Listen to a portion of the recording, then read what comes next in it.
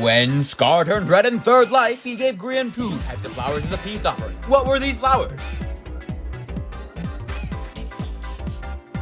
Do you know the answer? I sure as hell don't, but Scar knew at the back of his hand. Impressive. That's right, this week was all about trivia, and as a Life Series nerd, I was surprised at how many I actually didn't know. Anyway, welcome back to the Wildlife Recap, where we actually don't know what we're talking about. This week was yet again another chaotic one, and I have so much to get through, so let's get to it. The Bamboozlers are the main characters of last session with their big wins and all, but this time they took it easy. Scar spent his session being surprisingly nice to others, giving them correct answers to their questions, which, by the way, give really good items when answered correctly. He was repaid by being murdered. At least the Bamboozlers are still on top. Mostly. Okay, Jimmy's really close to being out, but he's still holding on. You see, the thing that got him was the revival of his mortal rival, the snails. If I had a nickel for every time a Bamboozler died to a snail this session, I'd have 2 nickels. A lot. Anyway, even though Jimmy isn't doing so well right now, at least he beat his canary again. Wait, what? Yeah, so Mumbo's out. He started off well, getting a mace kill on Cleo and everything, but then Green built this cannon tower of doom, and Mumbo really shouldn't have been trusted anywhere near that thing. He fell off of it once, and then, well... Oh, Gem's moved. Rest in peace, bud. You truly came up with the worst names to have to say over and over again in these videos.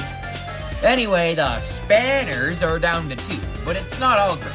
Okay, well, Green was the antithesis of Sub 1 for a while after getting a question wrong. Luckily, the team name is different now. Besides that, Skids managed to scrounge around and find his ability to kill and is sitting pretty on yellow, while Green is still on light green. We'll see where they go from here without their trusty spoon.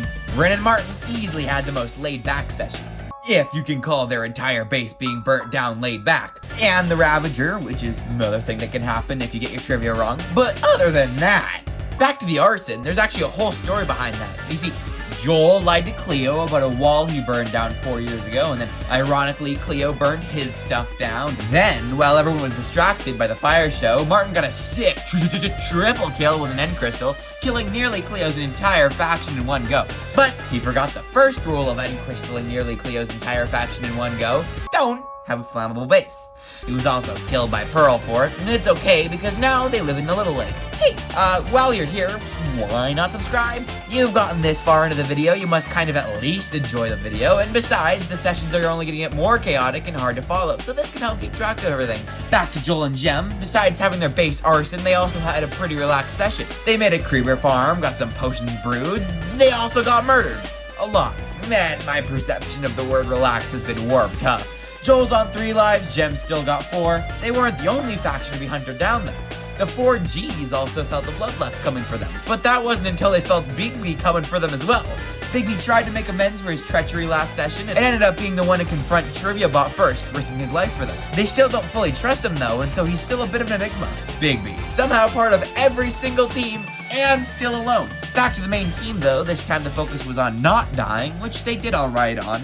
They got end crystalled, Pearl killed herself in retaliation, then he got a life from Scott, finally taking the target off their backs. Etho also joined their team.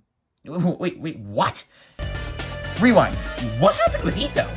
Well, it started like every good Life Series section, with a PowerPoint presentation. The gist of the meeting, which could have been an email, was that the tough guys needed to get geared up. They immediately got to work on this with Trivia Bot's rewards. There was a general discourse among the tough guys. Etho killed B-Dub's horse. Okay. Oh my goodness! Oh no, he's being attacked! Oh no! Tango mentioned Etho's flammable interior, and there was Mate's drama when Tango got his kill. Among other things, you may think these quarrels were the reasons for Etho's move to the 4G's loyalty, but ironically, it was a different kind of loyalty that got him. Etho thirsted so hard for a trident. I mean, he practically was begging this group for a trident. Calm down, Etho!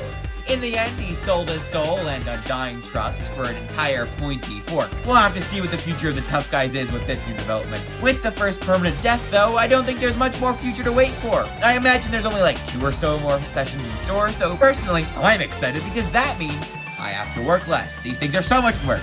Again, maybe you should subscribe for that. But yeah, at the end of this, I get a break, which is exciting. These always get so awkward at the end screen.